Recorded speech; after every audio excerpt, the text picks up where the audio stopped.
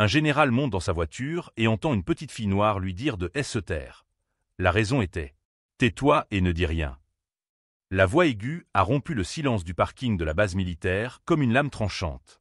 Le général William Brox s'est figé, la clé à la main, encore à l'extérieur de son SUV militaire noir. L'ordre venait de l'intérieur du véhicule. Ses yeux s'habituèrent à la pénombre de l'habitacle et il aperçut une petite fille noire d'environ 8 ans recroquevillée sur la banquette arrière, les yeux écarquillés de terreur. « Ils écoutent », murmura-t-elle en désignant discrètement le bâtiment de commandement derrière lui. « Votre colonel et la femme blonde. Ils ont dit que vous seriez ici maintenant. Je m'appelle William Brox. À 54 ans, j'ai consacré 32 ans de ma vie à l'armée. J'ai construit ma carrière à partir de rien, de simple soldat à général 4 étoiles, commandant des opérations qui ont protégé des milliers de vies américaines. J'ai servi en Afghanistan, en Irak, dans des missions classifiées qui ne pourront jamais être rendues publiques. Pendant 3 décennies, j'ai fait aveuglément confiance au colonel Marcus Webb, mon bras droit, et au major Diana Sullivan, mon officier du renseignement. Je n'aurais jamais imaginé que ma vie allait complètement changer à cause d'un enfant des rues. « Comment êtes-vous entré dans ma voiture » demanda-t-il à voix basse, glissant vers le siège conducteur sans faire de mouvement brusque.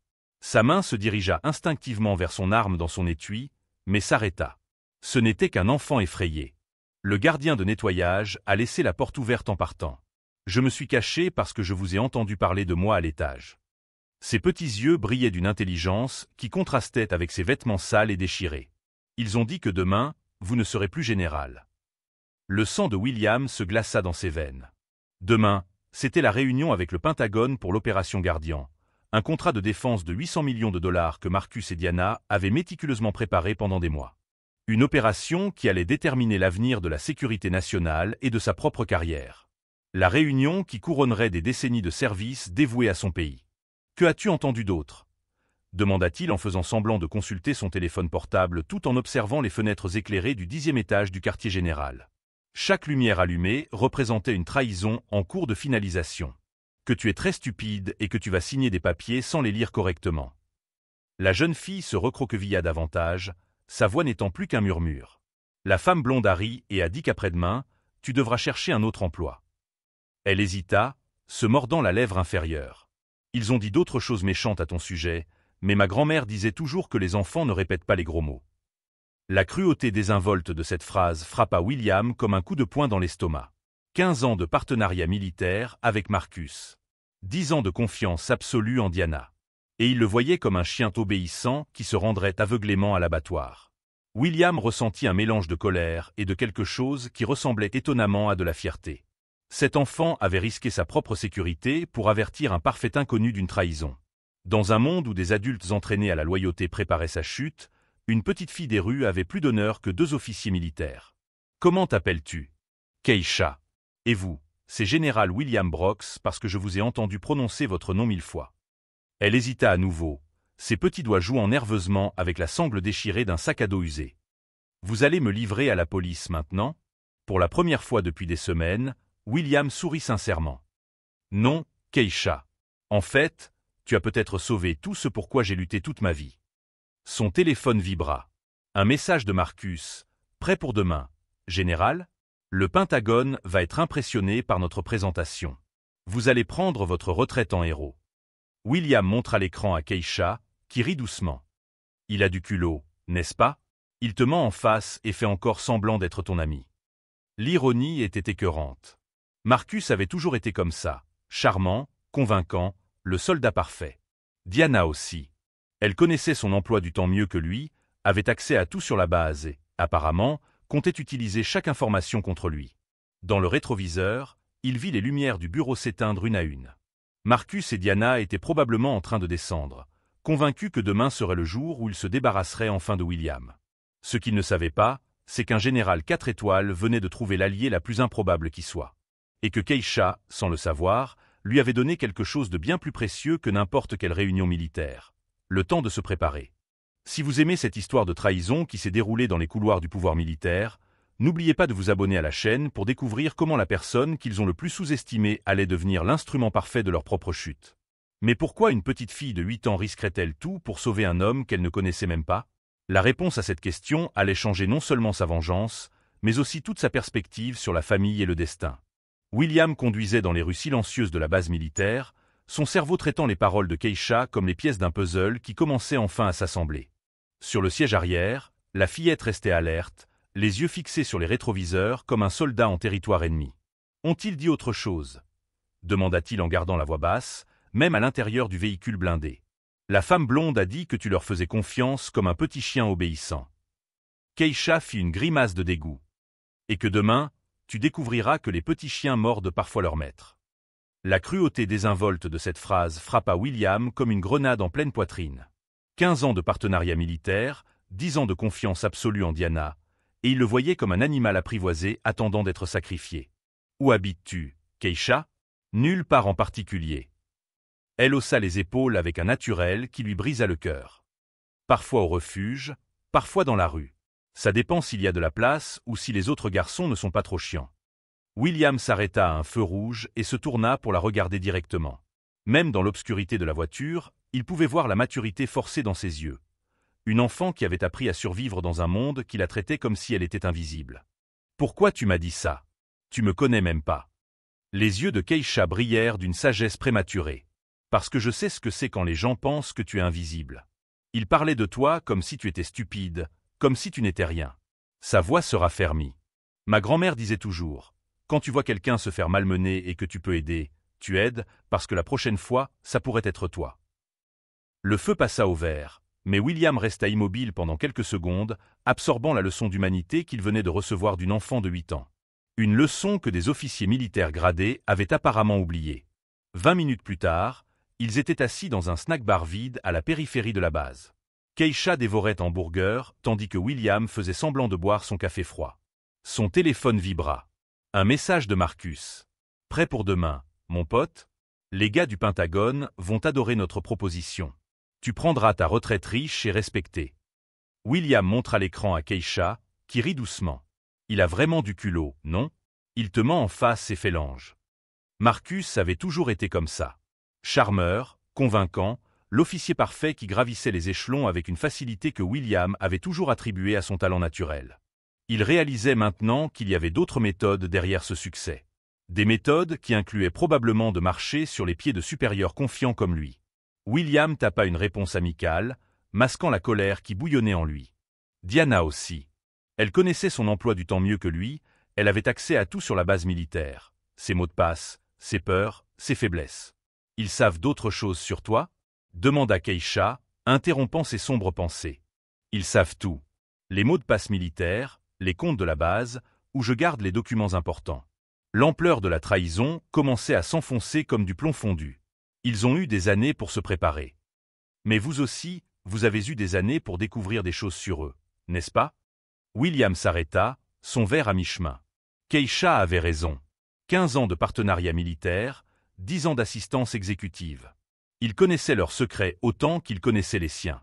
Les réunions secrètes de Marcus avec des sous-traitants externes dont il pensait que personne n'était au courant.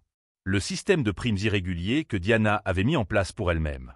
Les emails qu'il avait vus par accident. Les conversations qu'il avait entendues alors qu'il pensait qu'il ne prêtait pas attention. Un autre message arriva, cette fois de Diana. « Général, j'ai revu les contrats finaux. Tout est parfait pour la signature. Faites-moi confiance comme vous m'avez toujours fait confiance. » La froideur de ce message, déguisé en affection maternelle, fit se retourner l'estomac de William. Pendant 10 ans, Diana avait été sa confidente, la personne qui organisait sa vie militaire, qui connaissait chaque détail de ses opérations les plus secrètes. « Tu as l'esprit très vif, Keisha. Ma grand-mère disait que quand on n'a rien, on apprend à prêter attention à tout. » Elle s'essuya les mains sur sa serviette. « Il pense que tu es stupide, mais tu ne le es pas, n'est-ce pas ?» William sourit, ressentant quelque chose qu'il n'avait pas ressenti depuis des années. Un mélange d'espoir et de détermination. « Non, je ne le suis pas. » Son téléphone portable sonna. Marcus voulait sans doute confirmer un détail de dernière minute, consolider le piège final. William répondit de la voix la plus amicale qu'il put trouver. « Marcus, je suis content que tu aies appelé. William, je suis ravi que tu aies répondu. Diana et moi sommes en train de finaliser les derniers préparatifs. Tu te reposes bien? Demain sera un grand jour. » « Je vais très bien, Marcus. J'ai hâte de voir comment tout va se dérouler. Tout sera parfait. Faites-moi confiance, nous nous sommes occupés de tout. » Vous n'avez qu'à vous présenter et signer là où Diana vous le dira. L'arrogance dans la voix de Marcus était presque palpable. Il pensait vraiment avoir réduit William à une marionnette qui suivrait simplement le script. Encore une chose, Marcus, continua William, testant les limites. Diana a mentionné que vous aviez revu les documents techniques. Ils sont assez complexes et vous vous êtes toujours occupé de mon expertise, n'est-ce pas? Une pause. Puis Marcus rit, et William put presque voir le sourire prédateur. William, vous n'avez pas besoin de vous soucier de revoir les documents aujourd'hui. Ils sont très techniques et tu as toujours fait confiance à notre expertise, n'est-ce pas? Viens simplement signer là où elle te le dira. Son arrogance était écœurante. Il pensait vraiment pouvoir voler 800 millions de dollars et le faire se sentir reconnaissant de leur aide. Après avoir raccroché, Keisha l'observa attentivement. Tu prépares quelque chose, n'est-ce pas? Tes yeux ont changé. Comment ça, différent? Comme quand ma grand-mère découvrait que quelqu'un lui mentait. Genre, dangereux. William réalisa que la jeune fille avait raison. Pour la première fois depuis des mois, il se sentait en contrôle. Chaque mot de mépris, chaque mensonge déguisé en inquiétude, chaque sourire faux des derniers mois commençait à prendre tout son sens. Marcus et Diana n'avaient pas seulement trahi sa confiance militaire. Ils avaient complètement sous-estimé sa capacité à se battre. Ils avaient confondu sa décence avec de la faiblesse, sa loyauté avec de la stupidité. Keisha, dit William en se penchant sur la table. Serais-tu assez courageuse pour m'aider à en savoir plus sur ce qu'il prépare? Les yeux de la jeune fille brillèrent de détermination. Ma grand-mère disait toujours que quand on trouve une vraie famille, on se bat pour elle. Famille. Ce mot frappa William de manière inattendue. Cet enfant, qui n'avait rien au monde, était prêt à tout risquer pour un étranger qui lui avait offert un hamburger. Ce que ces deux-là ignoraient, c'est que des années passées à élaborer des stratégies militaires avaient enseigné à William une leçon fondamentale. Les meilleures opérations ne font pas de bruit, elles sont silencieuses. Et tandis qu'ils célébraient prématurément leur victoire, ils s'apprêtaient à transformer leur arrogance en un piège qui les détruirait. Mais d'abord, ils devaient comprendre exactement l'ampleur de cette conspiration. Le lendemain matin, William se réveilla avec une clarté d'esprit qu'il n'avait pas ressentie depuis des mois. Keisha dormait sur le canapé du salon, enveloppée dans une couverture militaire qu'il avait trouvée dans le placard. Pendant un moment, il observa l'enfant qui avait complètement changé le cours de sa vie en une seule nuit. Son téléphone vibra. Un message de Diana à 6h15. « Bonjour, général. Je suis à la base depuis 5 heures, je prépare tout. Les gens du Pentagone arrivent à 14h. Vous n'avez qu'à me faire confiance et signer là où je vous le dirai, comme vous l'avez toujours fait. » William sourit amèrement. La même Diana qui faisait des heures supplémentaires pour s'assurer qu'il perde tout faisait semblant d'être une subordonnée dévouée. « Tu prépares quelque chose, » dit Keisha en s'étirant sur le canapé. « Tes yeux sont différents. Comme quand ma grand-mère découvrait que quelqu'un lui mentait. J'ai besoin de ton aide, Keisha. Pourrais-tu retourner là-bas aujourd'hui et écouter leur conversation? » La jeune fille s'assit, soudain sérieuse. « C'est dangereux. »« Je sais. C'est pourquoi je vais payer quelqu'un pour te protéger. » William avait déjà pris sa décision pendant sa nuit blanche. « Je connais un enquêteur militaire, Gabriel Torres. Il travaillait pour moi et vérifiait les antécédents des gros fournisseurs. » Gabriel répondit dès la deuxième sonnerie, d'une voix rauque et familière. « William, quelle surprise! Je pensais que tu m'avais oublié après que mon contrat ait été résilié l'année dernière. » L'ironie ne lui échappa pas. Gabriel avait été licencié par Marcus et Diana, qui avaient invoqué des restrictions budgétaires. William comprenait désormais la véritable raison. Gabriel était trop intelligent et posait des questions trop gênantes. « Gabriel, je tiens à ce que tu saches que ton licenciement n'était pas ma décision. » Silence à l'autre bout du fil. Puis un petit rire sec. « Je m'en doutais. Marcus n'a jamais aimé les enquêteurs qui posent des questions dérangeantes. De quoi as-tu besoin? » 2 heures plus tard, Gabriel était assis dans la cuisine de William, regardant Keisha avec un mélange d'admiration et d'inquiétude. C'était un homme de 45 ans, ancien policier militaire, avec des cicatrices sur les mains et des yeux qui ne manquaient rien. Alors cette petite détective a découvert un complot militaire de 800 millions de dollars. Gabriel secoua la tête avec admiration. « Keisha, tu as un talent naturel pour ça. » Ma grand-mère disait toujours que quand on n'a rien, on apprend à tout écouter, répondit-elle en mordant dans un morceau de toast. Gabriel sortit une tablette de son sac à dos. « William, pendant que Keisha sauvait ta carrière, j'ai mené ma propre enquête. Je n'ai jamais apprécié la façon dont j'ai été licencié. » Ses doigts glissèrent sur l'écran, révélant des feuilles de calcul et des documents. Marcus et Diana ne sont pas seulement des traîtres. Ce sont des criminels. Les preuves étaient accablantes. Des virements suspects, des contrats falsifiés, des fournisseurs qui n'existaient que sur le papier. Pendant 2 ans, ils avaient détourné plus de 12 millions de dollars de la base, créant un réseau complexe de sociétés fantômes. La fusion avec le Pentagone n'a rien à voir avec le développement militaire, expliqua Gabriel. Il s'agit de blanchiment d'argent. Ils ont besoin de ta signature pour valider les transferts rétroactifs. Après ça, ils te virent et tout est clean. William sentit une rage froide monter en lui. Ce n'était pas seulement une trahison personnelle. C'était un crime organisé contre les forces armées américaines. Ils ont volé la base que j'ai construite de mes propres mains, murmura-t-il. Ils ont utilisé ma confiance pour financer leur propre corruption. Keisha se pencha en avant. Ça devient intéressant. Ils pensent que vous êtes stupide, mais vous avez un enquêteur et une fille intelligente à vos côtés, et ils n'en savent rien. Le téléphone portable de William sonna. Marcus, bien sûr. Mon pote, j'espère que tu as bien dormi. Diana et moi sommes là depuis tôt ce matin pour régler les derniers détails. Les gens du Pentagone vont être impressionnés par notre organisation. J'en suis sûr, répondit William d'une voix soigneusement neutre. Encore une chose, poursuivit Marcus, et William put entendre le sourire prédateur dans sa voix.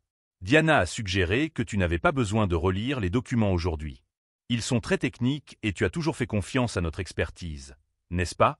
Viens simplement signer là où elle te le dira. L'arrogance était écœurante. Ils pensaient vraiment pouvoir voler 800 millions de dollars et le faire se sentir reconnaissant de leur aide. Après avoir raccroché, Gabriel observa William attentivement. Vous avez 2 options. Appelez la police militaire maintenant et essayez de prouver tout cela devant un tribunal, au risque qu'ils s'en tirent grâce à des détails techniques, ou les laisser se pendre eux-mêmes. Comment ça? Allez à la réunion, mais pas comme la victime qu'ils attendent. Allez-y comme le prédateur qu'ils n'auraient jamais imaginé que vous pouviez être. Keisha applaudit avec enthousiasme. Comme dans les films. Vous faites semblant de signer, mais vous savez déjà tout. Gabriel sourit pour la première fois depuis son arrivée. Exactement. Et pendant qu'ils célèbrent prématurément leur victoire, vous les livrez à la police militaire en flagrant délit, avec des preuves irréfutables. Son téléphone vibra à nouveau. Un message de Diana. William, vous êtes le meilleur général qu'une officière puisse rêver d'avoir. Après aujourd'hui, je suis sûr que notre partenariat durera pour toujours. L'hypocrisie de ce message retourna l'estomac de William. Diana ne se contentait pas de voler de l'argent. Elle se délectait de l'humiliation qu'elle avait prévue pour lui. Il pense que je suis un idiot sentimental, dit William en rangeant son téléphone. Gabriel ferma sa tablette, le regard dur. Il est donc temps de leur montrer que la gentillesse et l'intelligence stratégique peuvent être une combinaison mortelle. Keisha bondit du canapé, les yeux brillants de détermination. Et je peux t'aider. Je peux me cacher près de la salle de réunion et tout enregistrer sur ton téléphone. William hésita un instant. Elle n'était qu'une enfant de 8 ans. Mais il se souvint alors qu'elle avait tout risqué pour le prévenir de la trahison. D'accord, dit-il finalement. Mais Gabriel te surveillera tout le temps. Gabriel acquiesça. Ce sera un plaisir de voir ces deux-là découvrir qu'ils ont sous-estimé les mauvaises personnes. Alors qu'il planifiait les derniers détails, William ressentit quelque chose qu'il n'avait pas ressenti depuis des années, l'excitation de la chasse. Marcus et Diana avaient passé 2 ans à construire leur piège parfait. Ce qu'ils ne savaient pas, c'est que dans quelques heures, ce même piège se refermerait sur eux avec une force qui détruirait non seulement leur plan, mais aussi leur vie entière. Pendant 15 ans, William avait été le partenaire de confiance, le général compréhensif, l'homme qui voyait toujours le meilleur chez les gens. Aujourd'hui, ils allaient découvrir qu'il existe un côté beaucoup plus dangereux de la gentillesse, celui qui se réveille lorsque la patience est enfin épuisée.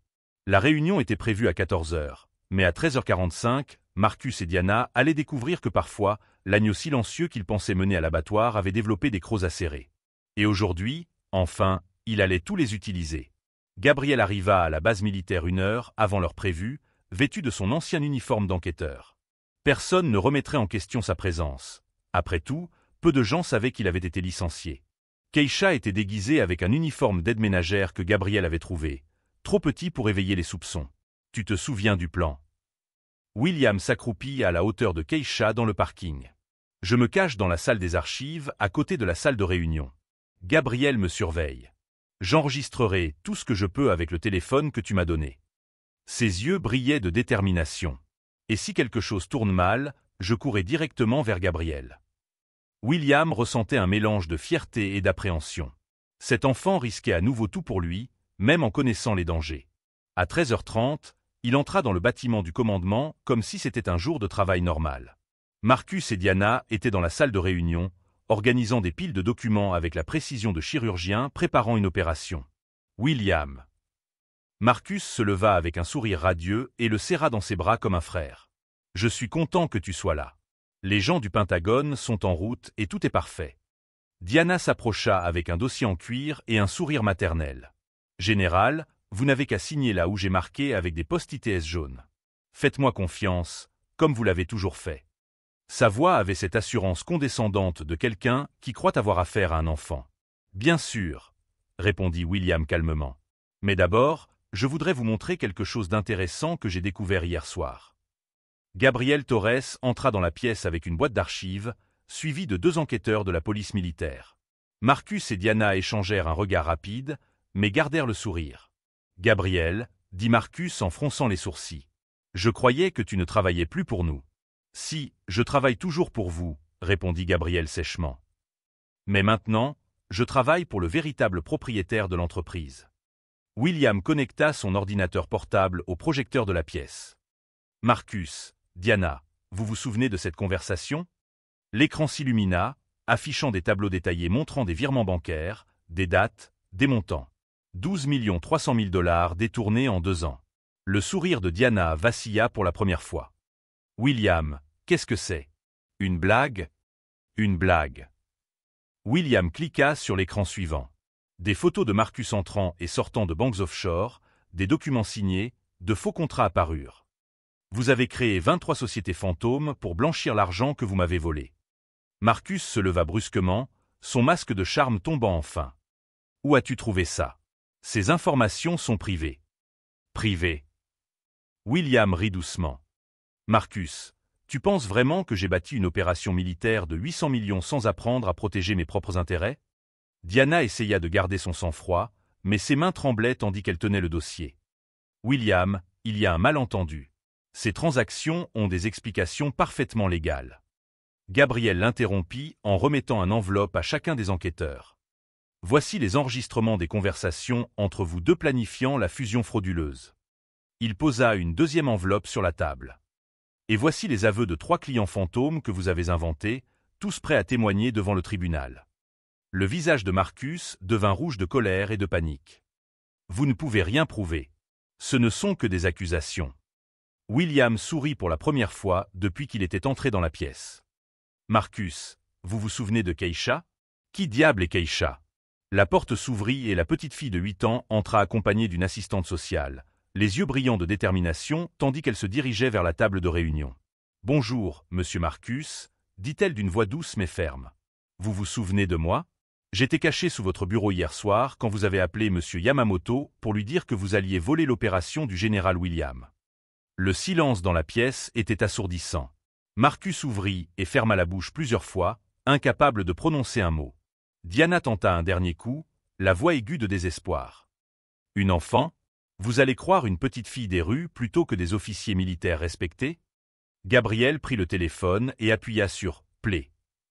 La voix de Diana résonna dans la pièce avec une clarté cristalline. « William est un idiot sentimental. Après-demain, il devra chercher un autre emploi et nous garderons tout. Ce clown ne saura jamais ce qui lui est arrivé. » La voix de Marcus suivit sur l'enregistrement, 15 ans à faire semblant d'être l'ami de cet imbécile.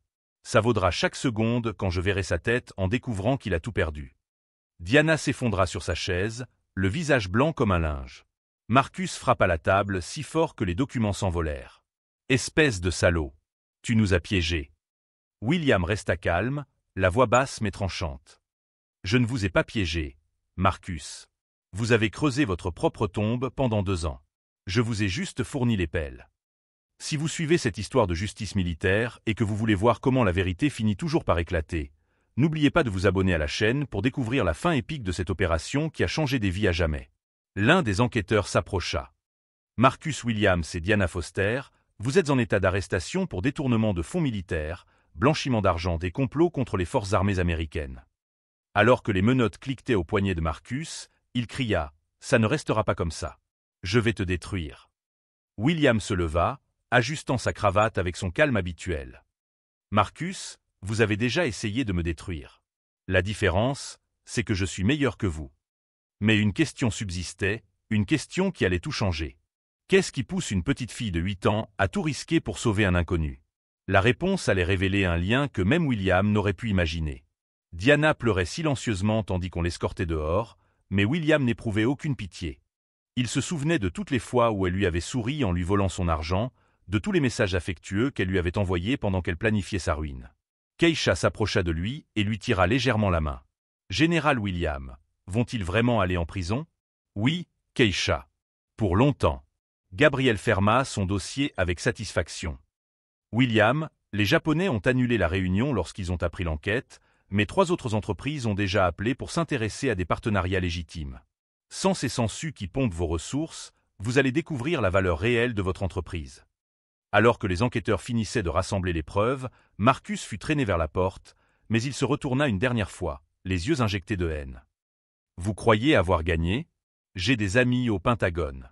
Je détruirai votre carrière, même depuis la prison. » William s'avança lentement vers lui, la voix basse mais chargée d'autorité militaire. « Marcus, vous avez déjà essayé de me détruire avec tous les outils à votre disposition. Un accès total, une confiance absolue, 15 ans d'informations privilégiées. » Il s'arrêta à quelques centimètres du visage de son ancien partenaire. « Et pourtant, une petite fille de 8 ans a réussi à vous vaincre. Qu'est-ce que cela dit de vous? » Le visage de Marcus se déforma de rage impuissante tandis que les menottes l'emmenaient. Diana, quant à elle, tenta un dernier coup désespéré. « William, dit-elle d'une voix brisée, tu ne comprends pas. Je l'ai fait pour toi aussi. L'argent allait servir à moderniser la base. »« Diana, l'interrompit William, la voix glaciale, pendant 10 ans, tu as eu accès à mes emails personnels, à mes conversations privées, à mes peurs les plus profondes. Tu as utilisé chaque information intime pour construire cette trahison. » Il se pencha légèrement. Ce n'était pas une question d'argent. C'était une question de pouvoir. Et d'humilier l'homme qui t'a fait confiance comme à un membre de sa famille. Le dernier vestige du masque tomba du visage de Diana. Ses yeux se remplirent d'une haine froide et calculatrice que William n'avait jamais vue auparavant. Lorsque la pièce se vida, William regarda par la fenêtre et vit le fourgon de la police militaire s'éloigner. Pendant 15 ans, il avait fait aveuglément confiance à Marcus. Pendant 10 ans, il avait traité Diana comme un membre de sa famille.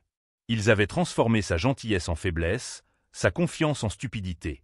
Keisha resta à ses côtés, observant la même scène. « Général William, êtes-vous triste ?»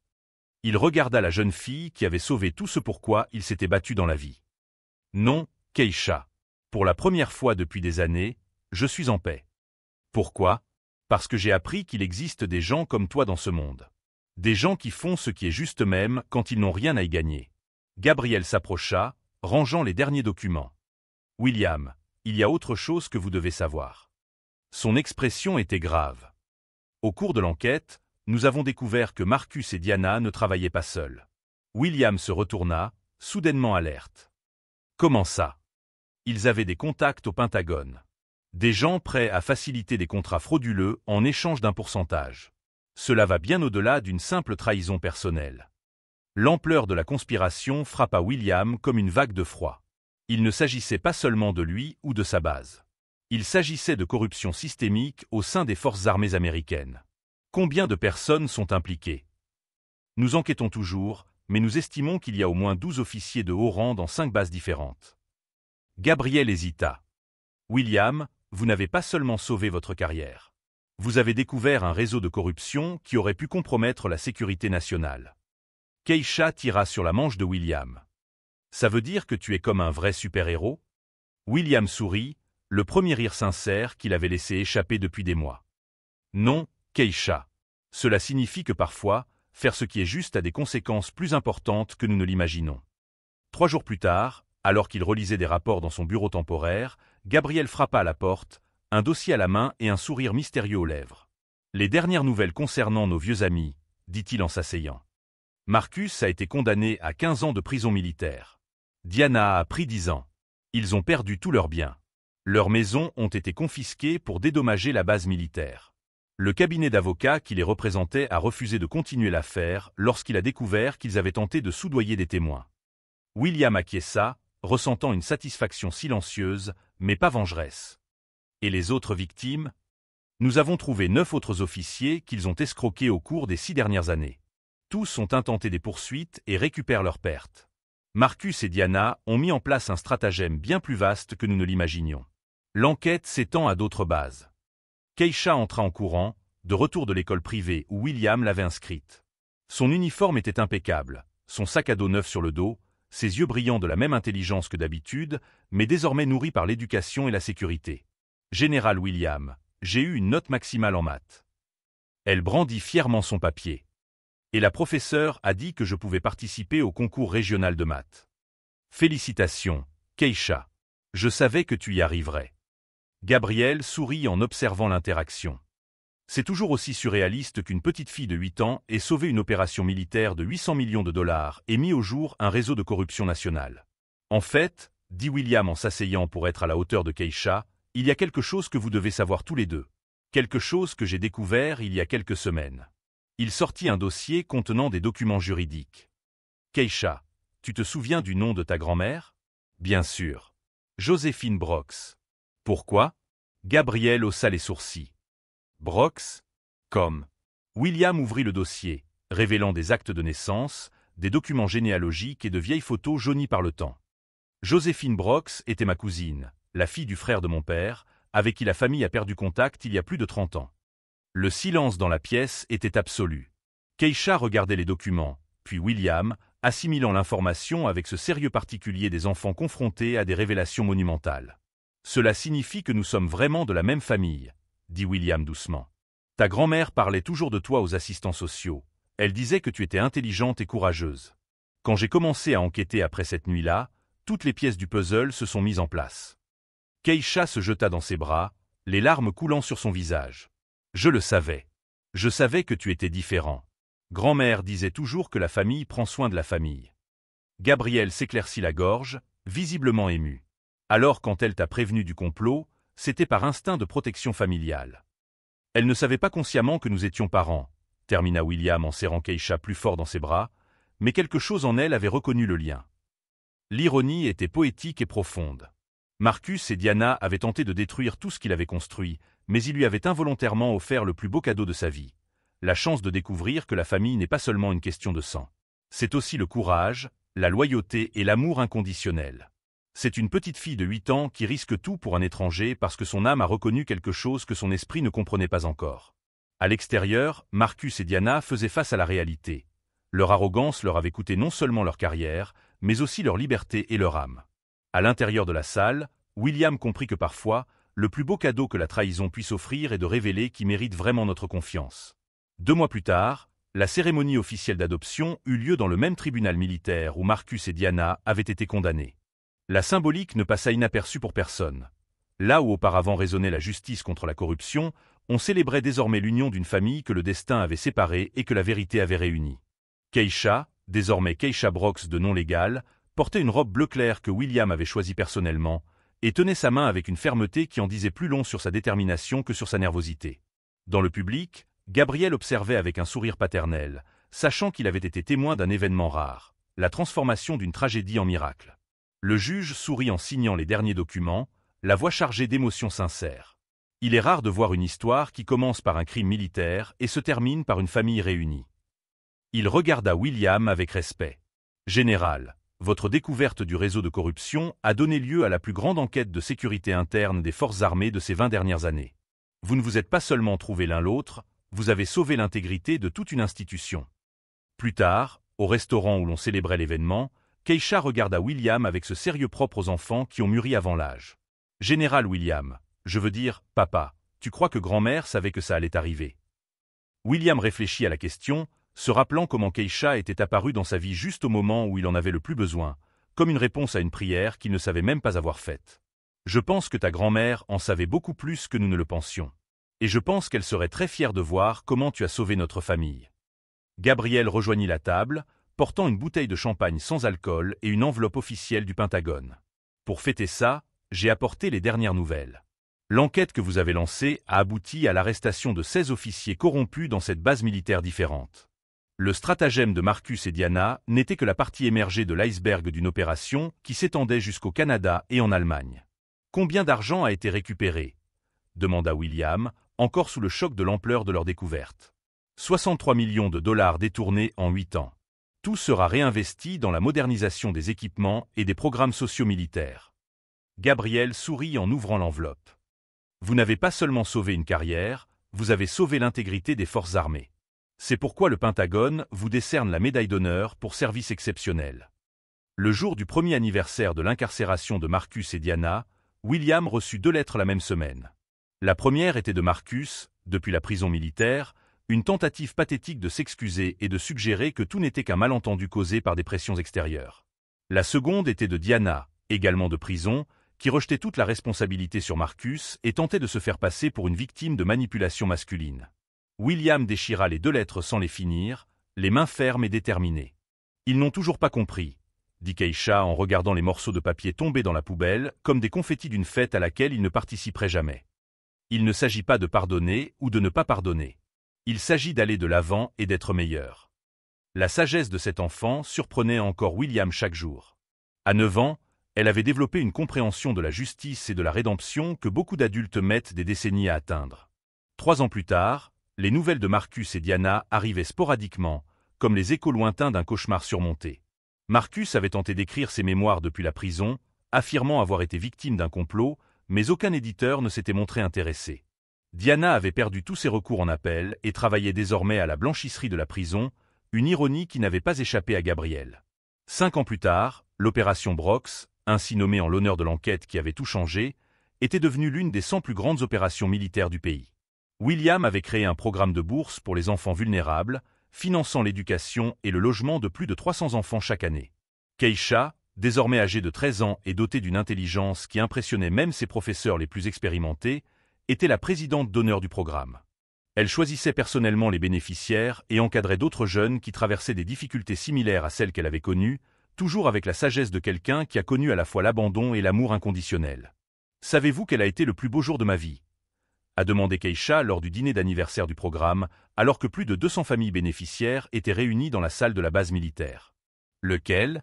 Le jour où je suis monté dans ta voiture et où j'ai décidé de te faire confiance. Parce que ce jour-là, je ne sauvais pas seulement ton opération militaire, je sauvais notre famille. » Ses yeux brillaient de la même détermination qu'elle avait montrée lors de cette nuit fatidique. « Et j'ai découvert que la famille est faite de choix, pas de hasard. » William sourit en regardant la jeune fille qui était devenue sa fille et sa plus grande fierté. Marcus et Diana avaient tenté de détruire tout ce qu'il avait construit, mais ils lui avaient involontairement offert le plus beau cadeau de sa vie. Lors de la cérémonie de remise des diplômes du lycée, Keisha fut choisie comme major de promotion, la plus jeune élève à recevoir cet honneur dans l'histoire de l'école. Sa voix résonna clairement et fortement dans l'auditorium bondé, chaque mot chargé d'une autorité qui dépassait ses 17 ans. Ma grand-mère disait toujours que la famille, ce n'est pas seulement ceux qui partagent ton sang, mais ceux qui sont prêts à partager leur courage. Il y a 9 ans, une petite fille effrayée a rencontré un général trahi, et ensemble, nous avons découvert que parfois, les plus grandes victoires naissent des moments les plus improbables. William sentit ses yeux s'humidifier de fierté. Dans le public, Gabriel applaudissait avec enthousiasme, désormais directeur de la sécurité de la base militaire et parrain officieux de Keisha, témoin privilégié d'une transformation qu'il considérait encore comme miraculeuse. « J'ai appris que la véritable vengeance n'est pas de détruire ceux qui vous ont trahi, » a poursuivi Keisha, sa voix gagnant en intensité et en conviction, « c'est de construire quelque chose d'aussi beau et puissant que leur trahison ne devient qu'une note de bas de page dans l'histoire de votre succès. » Le public s'est levé pour une ovation qui a duré 5 minutes, mais William entendait à peine les applaudissements. Il pensait à Joséphine, la grand-mère de Keisha, et à quel point elle serait fière de voir sa petite fille non seulement survivre, mais transformer sa douleur en motivation. 10 ans après cette nuit fatidique dans le parking, William était dans son nouveau bureau au Pentagone, promu général 5 étoiles, observant l'agitation de Washington depuis la fenêtre du 25e étage. Son bureau était couvert d'invitations à des conférences sur le leadership éthique et de photos de centaines d'enfants bénéficiant du programme Brox.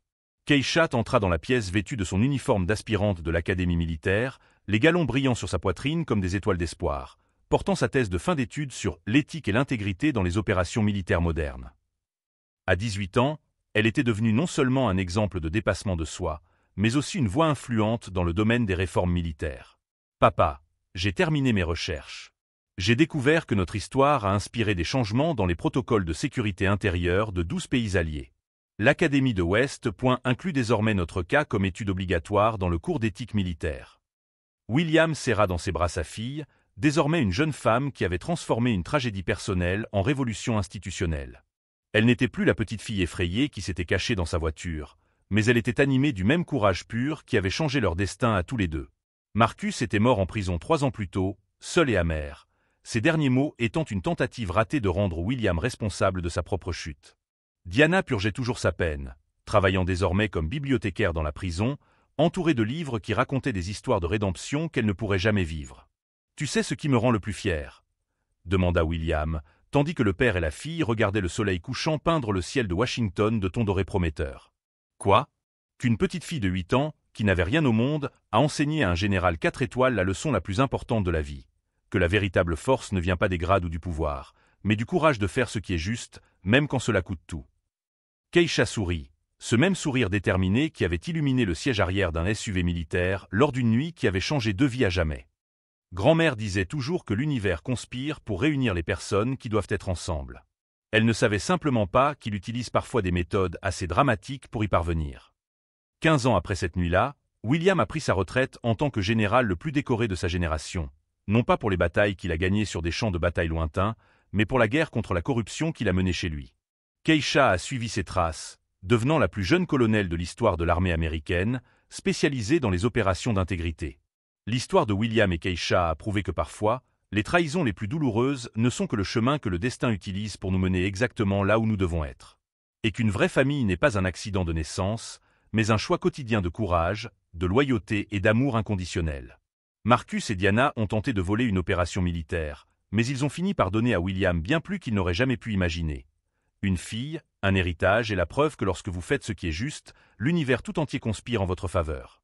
Au cours de ses derniers jours en tant que général en service actif, William a créé la fondation Joséphine Brox, en l'honneur de la grand-mère de Keisha, qui se consacre à réunir les familles séparées par des circonstances difficiles. Car il a appris que parfois, le plus grand miracle n'est pas de trouver ce que nous cherchons, mais de découvrir que ce dont nous avions besoin était toujours à notre portée, attendant simplement le bon moment pour se révéler. Si cette histoire de famille, de justice et de seconde chance vous a touché, abonnez-vous à la chaîne pour découvrir d'autres récits qui prouvent que la véritable victoire ne consiste pas à vaincre ses ennemis, mais à découvrir les alliés qui ont toujours été à nos côtés, attendant le bon moment pour se révéler.